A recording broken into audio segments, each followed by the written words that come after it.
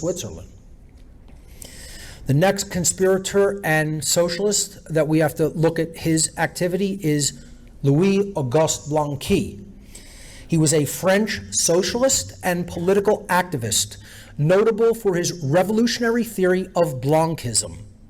Blanqui was a member of the Carbonari secret society since 1824 and took an active part in most political conspiracies of his time.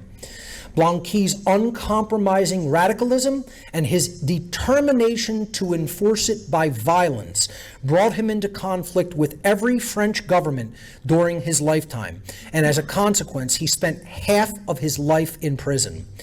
As a socialist, Blanqui favored what he described as a just redistribution of wealth. It's always just, isn't it?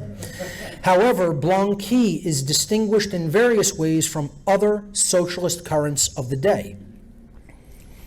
Blanqui did not believe in the preponderant role of the working class. This is key to understand regarding Blanqui's version of radicalism and revolution. Nor did he believe in popular movements. He thought, and really focus in on this here, this is really key in this whole section. Blanqui thought that revolution should be carried out by a relatively small group of highly organized and secretive conspirators who would establish a, quote, temporary dictatorship by force. Having seized political power, the revolutionaries would then use the power of the state to introduce socialism.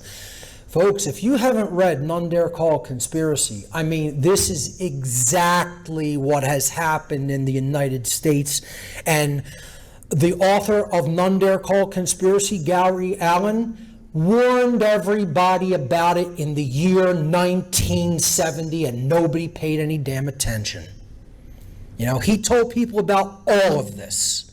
He knew how it worked. He knew how people were implementing this global conspiracy. He knew what the end goal was, and he was almost like a prophet warning the American public and people throughout the world, and they just didn't listen.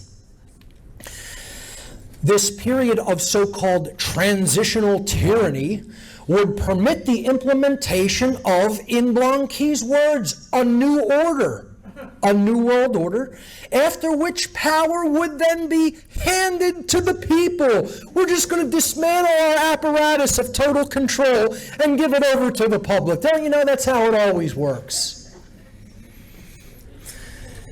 Blanquism is considered a particular type of Putschism, the view that a political revolution should take the form of a putsch or coup d'etat.